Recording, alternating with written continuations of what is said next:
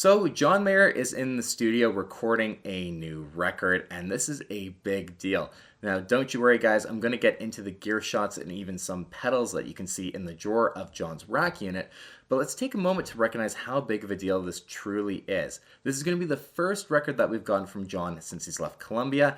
As an independent, this new record can be whatever John wants it to be. He doesn't have a record label telling him what to do or trying to guide him into what they think is going to sell well and what's in their best interest, not the music that John wants to put out. And clearly he's feeling very inspired. If you've read the post, he's making a new album so soon after Sob Rock, and he's saying that writing new music is what he feels the most inspired to do rather than touring. I'm very fortunate to have been able to see him live during the Sob Rock tour, but I'm looking forward to a new album and a lot more touring coming up in the future. But this new album I'm just super excited for. I think it's going to be really fantastic and some of the most inspired stuff we've gotten from John, probably since Continuum, if I'm being honest. But let's move on to the gear that's used in these shots we've gotten of John in the studio. As far as rack gear goes, guys, I'm no expert, so please, if you guys recognize anything, leave a comment down below because I'm sure everyone's going to want to know what's all in the rack unit. And I can identify some things, but not everything, so please help me out in the comments down below. So we're going to start off with the first shot here, and I mean, come on, Roxy Pink Silver Sky. We can expect a Silver Sky as one of the main guitars on pretty much every John Mayer record going forward. I just think that is an absolute given. As far as the cable, it looks like something from Analyst Plus. The yellow oval has a black tip for the jack. This one appears to be gold, so that's throwing me off a little bit, but it does appear to be Analyst Plus. And a lot of people actually ask what strap John uses, and it's Dimarzio clip lock strap. Just be careful though with the plastic connections of the clip lock. It actually can chip away at the finish on your guitar, and they come with extensions you could buy, and that's what I recommend if you go that route. But yes, a lot of people actually ask what strap John uses, and that's one he's using there in the shot. But moving on to the rack unit gear that we can see as far as the back column goes, looks like a pair of Universal Audio Teletronics LA2As, which are tube-driven optical compressors. Really amazing gear in the back there. Then moving forward actually to the front column, at the bottom there's a couple products from Radial. We have two Radial JD7s as well as what looks like a Pro D8. Again, I'm no rack gear expert, but that's what I can identify in this first shot here. But it is this second shot here where things get really interesting and you see some really cool gear, especially those pedals in the pedal drawer. Now we have a few units from Eventide. We have an H9000 and what appears to be a H3000 SE. You also see that full tone chorus, that TREC unit, which is actually a chorus unit John has used for a few years now in the studio, and he's also used it on tour during the Born and Raised in Paradise Valley era as his live chorus sound as well. He actually brought that rack unit on stage with them. You then see an Axe FX, which we know he used for Wild Blue, and really cool that that is still in John's rack unit.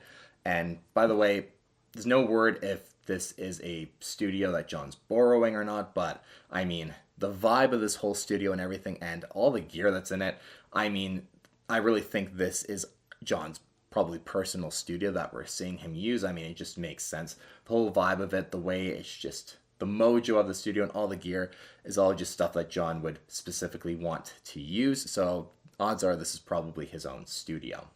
But for me, and I think a lot of you guys at least who aren't going to be using rack unit gear just to play guitar with, the money shot here is the pedal drawer that you can actually see John has for his rack unit where he has some actual guitar pedals in it. And the first one you can identify pretty easily, it's a Boss CE2. We know he used that for Last Train Home, and that's still in his rack unit.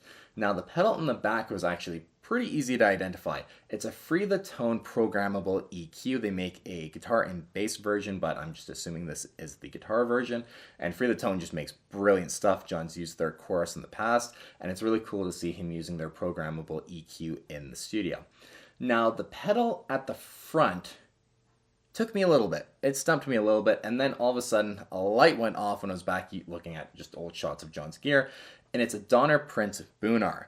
Now that's a amazing tape style delay that we know John has used for the Search for Everything World Tour, and now it's found itself in the rack unit, the pedal drawer of John's rack unit. So that's what that is there, and you can actually see just the different tape heads being selected in the shots we have. That's what that is. The pedal that's kind of next to it there, kind of between that and the CE2, I have no idea what that is. These shots just aren't good enough to tell. That's the unfortunate reality of things where they stand. But 3 pedals that we can identify in John's rack unit, and all, honestly, really great gear to use in a studio or in even a live context. Really great stuff from John, as we've just come to expect, of course, right? But there you guys go. Just some awesome shots from John, and really just a teaser of all the gear that I'm sure he's going to be using in studio for the upcoming songs and hopefully big record that we're going to have coming out soon. I'm just super excited. And I think this is going to be, again, just some of the best music we've heard from John in years, to be honest. Not that any of the stuff he's put out has been bad by any means, but I just think we're hitting a new era where, you know, him making an 80s record is probably something that his record label didn't really want him to do, but he did it anyway. And then now that he's left them, we're just going to be hearing some awesome stuff that John really wants to create and is really inspired to create. And I think that's just going to really shine through, and we're just going to be in for a real treat as John Mayer fans with the upcoming music he's putting out. So great to see from John that he's in the studio and feeling super inspired.